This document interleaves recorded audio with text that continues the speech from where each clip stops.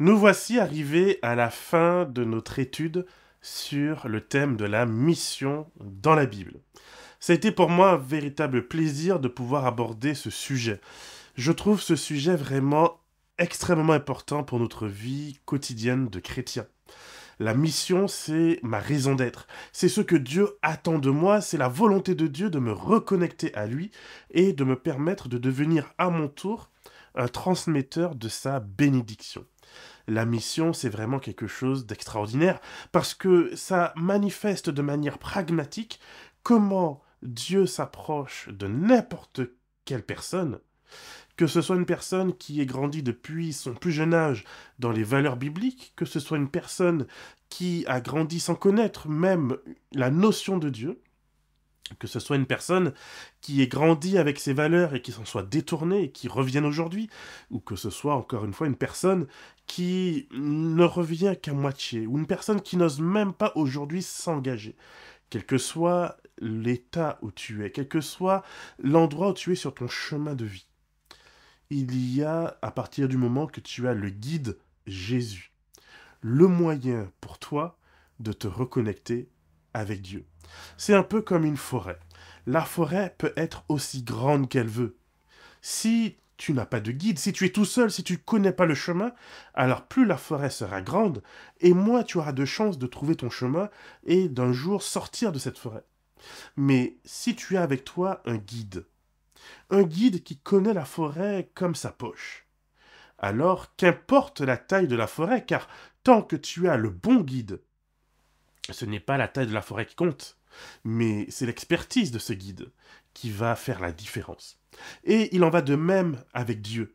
Quelle que soit la grandeur de la forêt et du labyrinthe dans lequel tu penses être aujourd'hui, ce n'est pas ce labyrinthe qui compte, ce n'est pas la peur que tu as non plus qui compte. Si tu as le guide qu'il te faut, si tu as Jésus dans ta vie, alors, qu'importe ta peur, qu'importe la taille du labyrinthe, tu sortiras. Tu auras un chemin vers Dieu.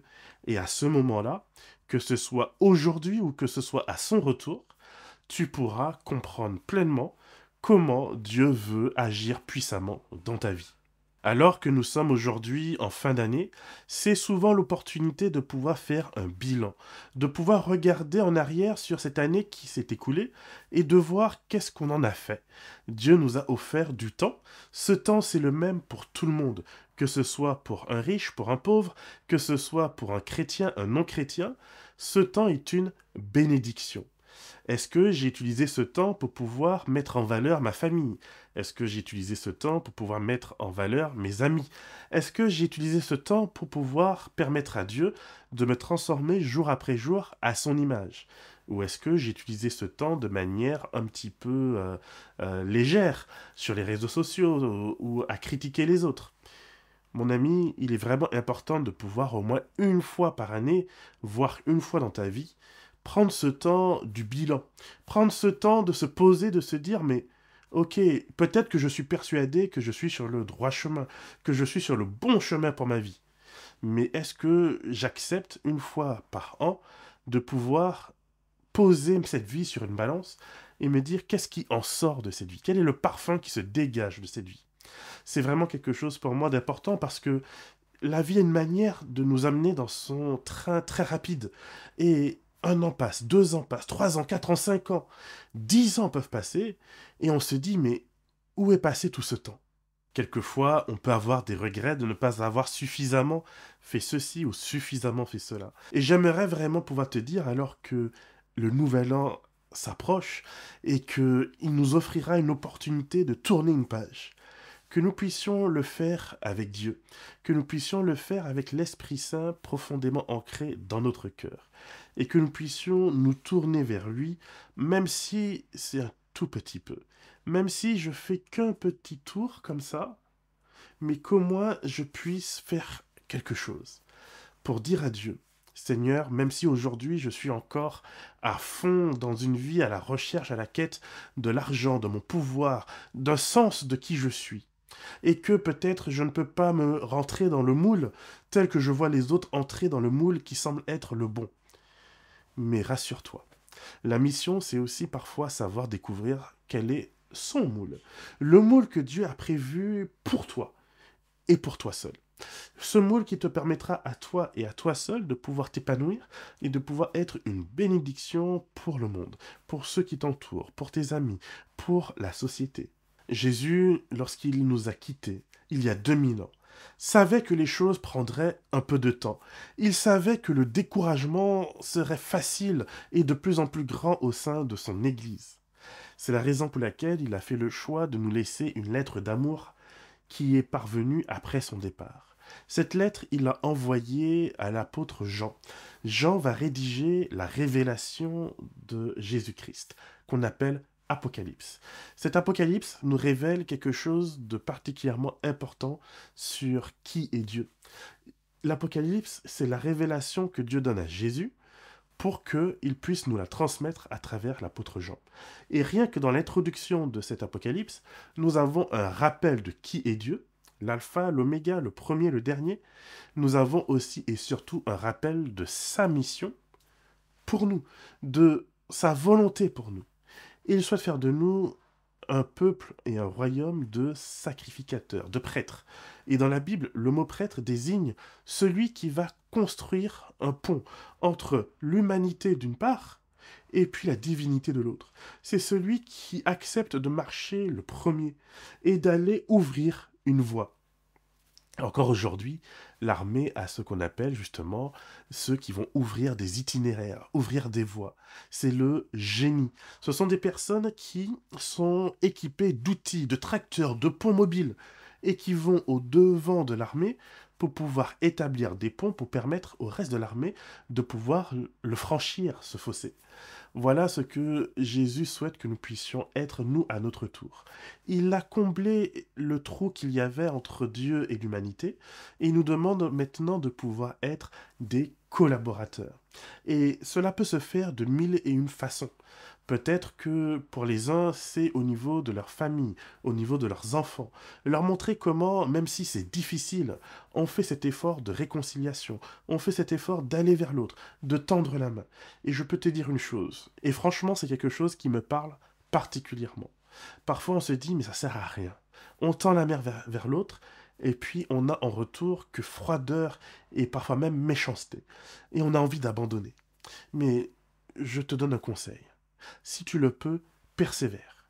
Si tu en as besoin, repose-toi. Prends effectivement un temps de pause pour mieux retourner vers l'autre, tendre la main et demander à Dieu de nous donner cette persévérance, ce discernement, cette sagesse, mais surtout, ce qui compte le plus, cette douceur du cœur, cette douceur dans notre façon d'approcher l'autre, pour que l'autre sache, même si pour le moment c'est pas la bonne saison dans sa vie, mais que l'autre sache comme le fils prodigue, que lorsqu'il arrivera dans une situation où il sera en mesure de se poser, en mesure de réfléchir sur sa vie, qu'il puisse se dire, mais personne ne m'a aimé comme cette personne.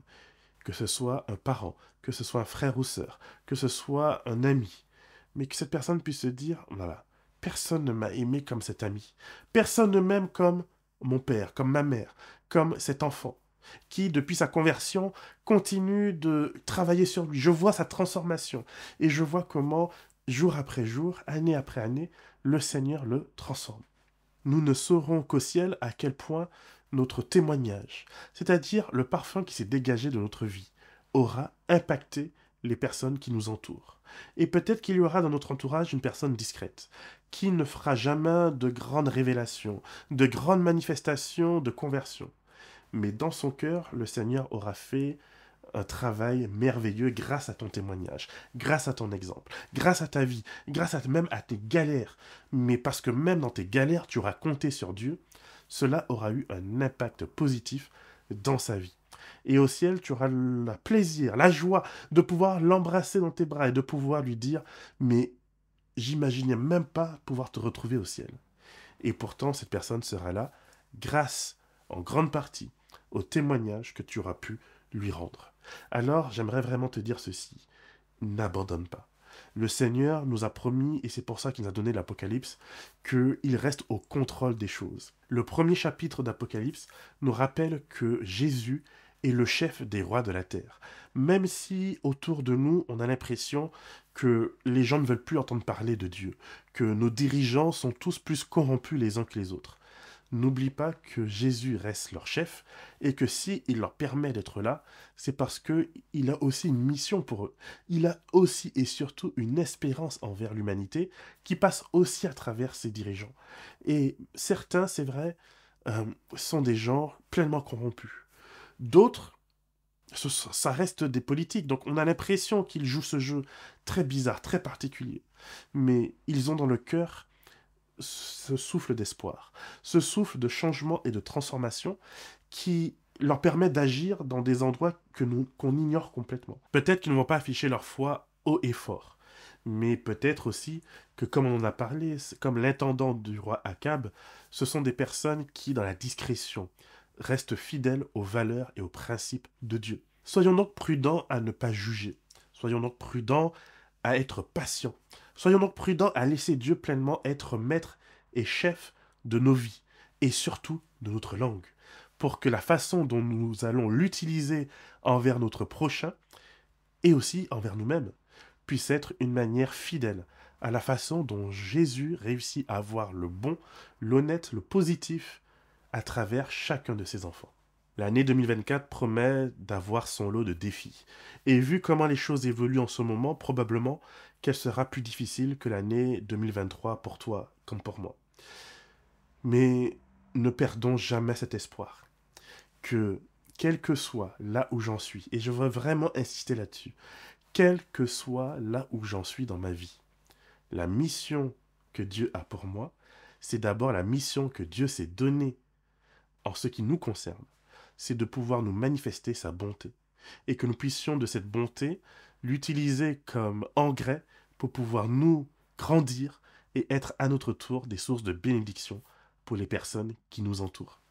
Alors, ne crains pas 2024, ne crains pas les défis qui se présenteront à toi. Au contraire, utilise chaque défi comme étant une marche d'escalier que tu rajoutes sur ton chemin et qui t'aide à grandir, et qui t'aide à mieux expérimenter la bonté de Dieu, et qui t'aide à mieux expérimenter le caractère de Dieu.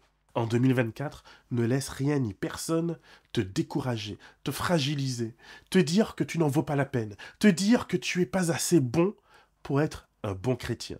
J'aimerais vraiment te rappeler que le christianisme ne nous appartient pas. Le christianisme n'appartient pas à une église, n'appartient pas à un pasteur ou à une personne. Donc en 2024, quand bien même une église ou un pasteur te dirait que tu ne vaux rien, n'écoute pas. Reste attentif aux signes de Dieu. Reste attentif aux signaux de Dieu. Parce qu'il en a en réserve pour toi qui sont illimités. Et il frappera jusqu'à la fin de tes jours à la porte de ton cœur pour te dire « Tototo, je suis là. Laisse-moi entrer. Laisse-moi prendre la place que je mérite dans ta vie. Laisse-moi être ton guide pour te faire sortir de la forêt qui menace de t'emprisonner, qui menace de t'enfermer et de t'empêcher de voir le ciel. » La Bible nous rassure sur le fait que la bonté de l'Éternel dure à toujours, que Dieu est un Dieu bon et compatissant, lent à la colère et riche en bonté. Ne faisons donc pas de Dieu un Dieu riche en colère et puis simplement patient avec sa bonté. Non, c'est pas ce qu'il dit. C'est sa colère qui est sur un tapis roulant très lent, très patient. Et c'est de sa bonté qu'il décide d'inonder notre vie. Dieu est donc prêt à mettre dans ta vie davantage de bénédictions qu'il ne mettra de punition, qu'il ne mettra de stop et de hola. Parfois, il le fait parce que c'est nécessaire. Mais même en le faisant, ça reste une source de bénédiction et de bonté pour ta vie. La lettre de l'Apocalypse, cette lettre d'amour, commence également en nous rappelant que c'est Jésus qui nous a délivrés de nos péchés. Nos péchés, c'est toutes ces choses qui nous font rater notre cible. Voici le sens premier du mot péché. Tout ce qui me fait passer à côté de ma mission, tout ce qui me fait passer à côté de la valeur que Dieu a placée en moi. Ça, c'est le péché. C'est non seulement ce que je fais, mais c'est ceux qui habitent ma vie même quand je ne veux pas avoir part avec cela. C'est toutes mes failles, c'est toutes mes limites. Dieu te dit, j'ai envoyé mon fils Jésus pour te délivrer de cela. Par conséquent, lorsque tu regardes ta vie, Ne porte pas davantage de crédit à tes limites et à tes échecs, mais mets davantage crédit à Dieu. Car c'est par sa puissance qu'il va éliminer de ta vie la capacité du mal, la capacité du péché à contrôler ta vie et à sortir de ta vie toute énergie, tout élan de vie. Mon ami, rappelle-toi que Dieu est vivant, que Dieu continue à agir et à impacter nos sociétés et nos vies. Il n'y a jamais eu autant de témoignages qu'aujourd'hui de son impact dans des vies, dans des sociétés. Il suffit de se mettre à l'écoute de témoignages. Il suffit de se mettre à l'écoute de ton propre cœur. Et tu verras et tu sauras que Dieu est encore vivant aujourd'hui et qu'il est prêt à agir puissamment dans ta vie. Cette lettre d'amour d'Apocalypse est là pour nous rappeler que lorsque Dieu s'adresse à ses enfants, il commence souvent par ces mots. Que la paix soit sur toi. N'aie pas peur, ne t'effraie pas. Sois pleinement dans l'accueil de la grâce que j'ai pour ta vie. Voici les paroles qui, depuis la Genèse jusqu'à aujourd'hui, continuent à résonner de la part de ton Créateur dans ta vie. Ne laisse donc pas les mauvaises bouches dire que tu n'as pas assez d'équipement théologique, tu n'as pas assez de bagages de maturité, tu n'es pas assez ceci ou cela. Tu es tout ce dont Dieu a besoin que tu sois aujourd'hui pour te faire aller vers ta destinée. Il n'y a donc pas de problème avec la présence du péché dans ta vie. Parce que Dieu est plus grand que ton péché. Dieu est plus grand que tes erreurs. Dieu est plus grand que tes limites. Dieu peut faire de toi ce que tu ne peux même pas toi-même imaginer pouvoir devenir un jour. Alors, laisse Dieu transformer jour après jour ton existence. Dieu n'est pas le Dieu du claquement de doigts. Dieu est un jardinier. Il prend son temps, il prépare le terrain, il plante, il arrose, il regarde pousser, il laisse pousser, il favorise ta croissance. Et aujourd'hui, tout ce qui t'arrive dans ta vie participe et contribue à cette croissance. Que l'année 2024 soit donc une année forte en courage, forte en espérance et forte en foi. Que l'amour de Dieu puisse se saisir de ta vie, se saisir pleinement de ton cœur, et que tu puisses être une source d'espérance, non seulement au sein de ta famille, au sein de ton foyer, au sein de ton travail, mais que partout où Dieu te placera, que tu puisses laisser simplement briller cette présence de Dieu en toi pour qu'il fasse de toi une source de bénédiction pour l'éternité. Je te souhaite une bonne fin d'année 2023 et bien sûr, tous mes vœux de bonheur, de joie et d'espérance pour l'année 2024. Que le Seigneur te garde et te bénisse et qu'il fasse de toi une source de bénédiction pour l'éternité.